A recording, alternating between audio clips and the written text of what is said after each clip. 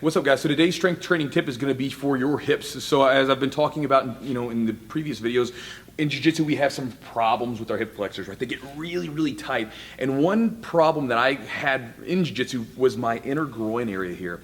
Years ago, when I was a young black belt, I was just warming up for a tournament. I want to say this was 2012 in the Chicago tournament, and I was just practicing some bridges and some hip escapes, and all of a sudden, I felt this pain just radiate from my inner groin. Now, I kept warming up, and the pain it was there, but it kind of went away enough for me to compete. And then as soon as I was done, God, it was just super painful to have as my body kind of cooled down. And this was kind of the trend for almost a year. As I warmed up, it would kind of go away. And then once I got cold again, it was so painful and irritating. And so it was a muscular issue, right? And after I started doing some of the exercises that I'm going to show you today, it got rid of it. And so today we're going to take a look at some really simple hip exercises that you can use both as a prehab, rehab type thing. You can use this as preventative measures and warm-ups, but you can also use it as a strengthening exercise, which I'll show you as well. We're going to be using some bands starting off. You can use TheraBands like this. I'll still use the TheraBands from time to time if the exercise requires it. But I've sort of really grown to like these bands that Mark Bell makes. They call them hip circles, and so they've got some different strengths and sizes, but I really like these bands. They don't pull the hair off my legs as much, and they're also pretty high quality, and so it's just a little bit easier to use, I think. So let's take a look at these exercises that we're going to use first. All right, guys, so what you're going to do is take a band, whichever kind of band you have, and we're going to put it right above the knee here. And what we're going to do is we're going to do a couple variations of bridges and a couple variations of clamshells. And the purpose of doing these exercises is to strengthen the glute area, right? Again, to strengthen all those muscles that a lot of times that don't get a lot of work when we're doing jiu-jitsu. So when we lay on our backs, the first one's just going to be a basic bridge. So I'm going to spread my feet out, okay? And then my knees are here. When I'm doing this, I want to push my knees out and I want to drive my heels into the mat and push up to get my glutes to flex. Big problem that a lot of jiu-jitsu guys have is they're very toey, because a lot of times when you're doing jiu-jitsu and you're grappling, you're almost always on toes. Most of the time you're kind of moving on those fronts of your feet. So when we do this, make sure, do not press on the fronts of your feet. It's very hard to activate the glutes that way. Instead, we want to drive our heels to the mat and push up. Now, as we do this, we're forcing the knees out, pushing the toe or the heels in the mat, and you should be able to take your thumbs and just touch. Your glutes should be active. You should feel that like a nice, hard butt muscles being activated. And depending on the person that you are, or depending on how weak those muscles are, you may do some of these and start feeling some like twitching and vibrating, cramping of those muscles. One of my guys, I had him doing a basic clamshell the other day, and just to warm up, and he was doing them, and his medial glute was just just doing this twitching thing because it was asleep, and so it was waking up, and again, it's very uncomfortable at first. So again, we can do these basic bridges. You can do these, again, for whatever reps you want. Again, just kind of take it easy at first and work yourself into them. The next one is going to be a, Brett Contreras calls these frog pumps. You can call it whatever you want to, but bring your heels together.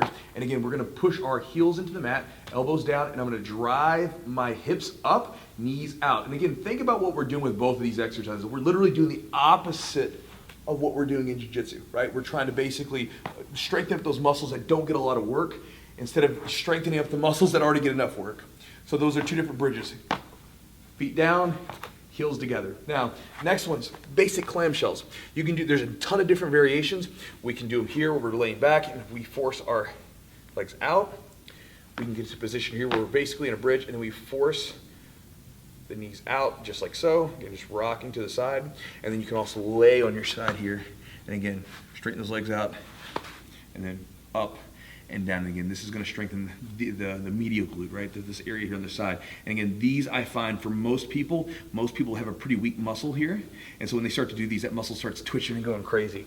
So again, take those easy.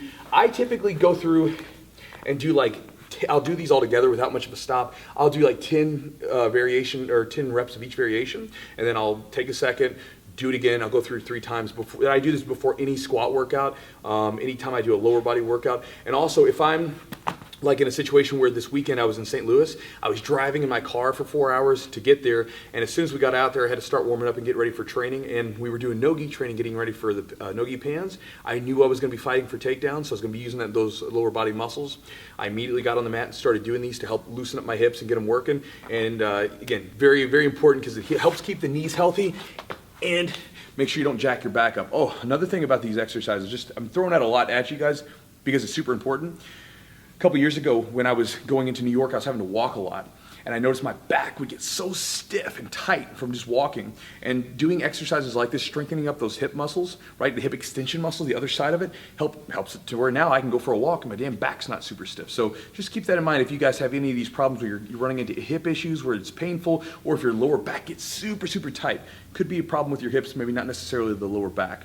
Now that was kind of the rehab, prehab stuff. Let's take a look at what we would do if we want to strengthen it up further. So great exercise, guys, is the hip thrust. I throw this into a lot of my lower body routines because it's such a good exercise for the posterior chain. We're going to imagine that this PVC pipe is a weighted barbell. Basically, you would put yourself where your back is on a bench. There's different apparatuses that you can use, but for most of you guys, you get access to a bench. We put the barbell right here in the hip. You would probably want a pad on there of some sort if it was heavy. And then from here, we drop down and then get up to where we're getting that full extension again. Really focus on the squeeze at the top.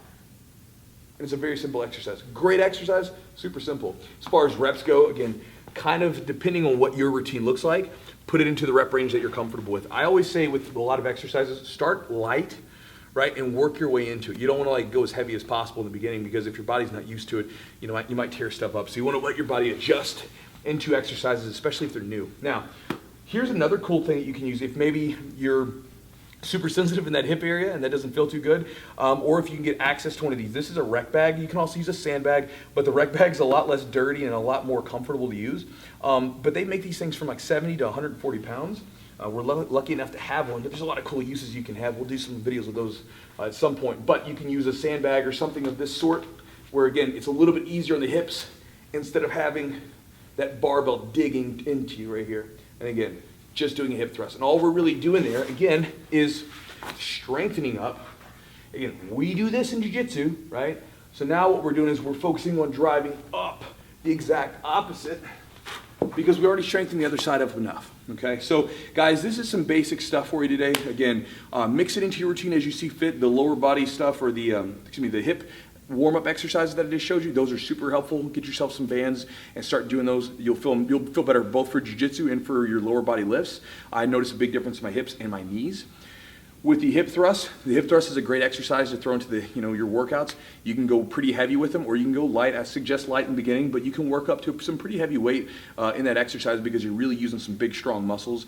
And you'll notice a difference probably in the pain and the way your hips feel. And you'll also probably notice that you have a better bridge when you go to train and you need to get out of like mount or something like that. So guys, I'm kind of rambling at this point. I hope this is helpful to you. I hope it's good information, and I'll talk to you guys next time.